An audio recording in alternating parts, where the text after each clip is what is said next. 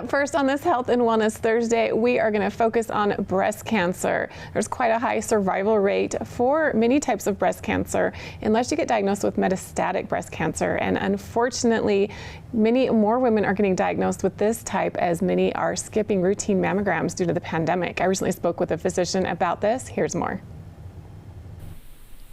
Women diagnosed with a certain type of breast cancer face a vastly different outlook than others with the disease. While the 5-year survival rate for breast cancer has reached 90% in recent years, for women with metastatic breast cancer, where the cancer has spread to other parts of the body, that rate is only 28%. And when COVID-19 caused delays in routine mammograms, doctors saw a jump in these advanced cases.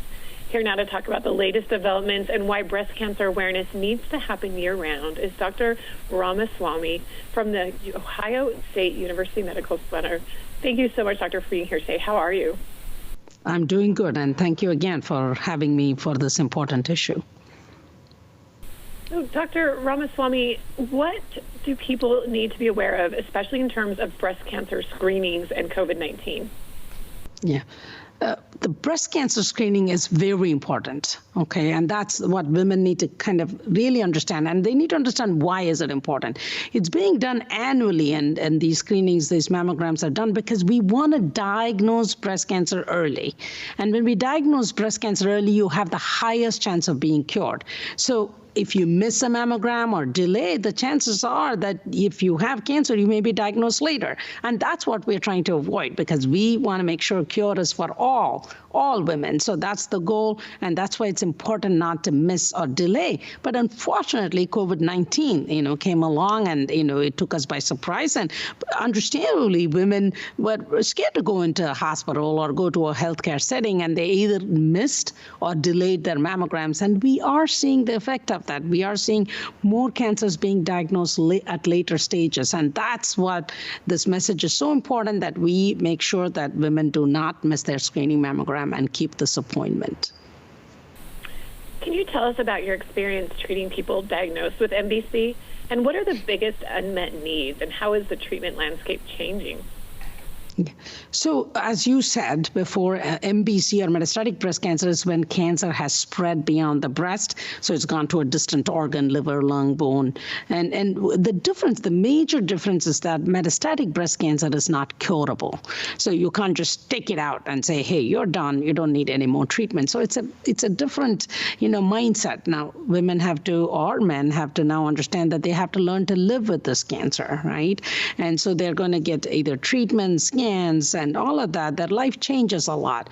But there is optimism, and I want to share that I've been in this, doing this for many years, and there are so many changes that has come along that patients with MBC have many treatment options. And these treatment options are tolerable, meaning to say they're able to maintain good quality of life for most part, and most importantly, they're living longer. So it is important to raise awareness about metastatic breast cancer.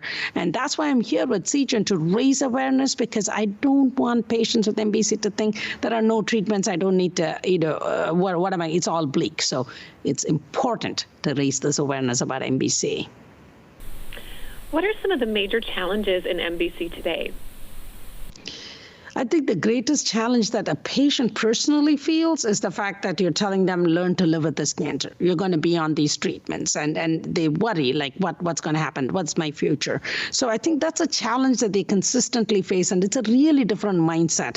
And then this community then also feels a bit isolated, right? Like they feel, okay, people are talking about survivors and being cured, and what am I? What's for me in it? Because I have to live with this cancer. So I think that sense of isolation and feeling that their voice is not being heard, and they're not maybe there's not as much happening about their cancer. So I think it's important to make sure they're aware. That's a lot of being done for metastatic breast cancer, and we're continuing to fight this cancer. And so they need a place other than their healthcare provider from whom they can learn a lot.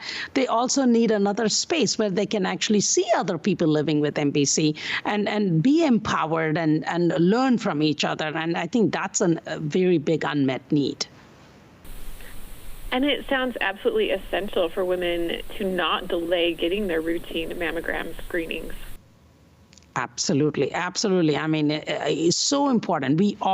What do we want for our community? We want every woman to have a curable breast cancer. We, of course, hope that nobody gets breast cancer, but if they do, we want that to be early stage. And one of the best ways we can do that is to do those screening mammograms annually, not miss them. And even if there are challenges, try not to postpone your annual mammograms, your screening mammograms. So yes, very important message. And where can we get more information about everything you've spoken about today and support?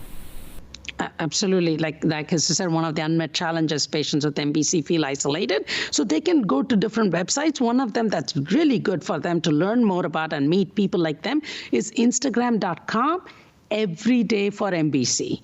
Instagram.com everyday for MBC. They can also go to American Cancer Society website or breastcancer.org or Living Beyond Breast Cancer websites to get more information regarding this as well. Well, thank you so much, Dr. Ramaswamy, for joining us today. Really appreciate this important discussion about breast cancer, MBC, and getting our screening. So thanks for joining us here today. Thank you so much for highlighting this important issue.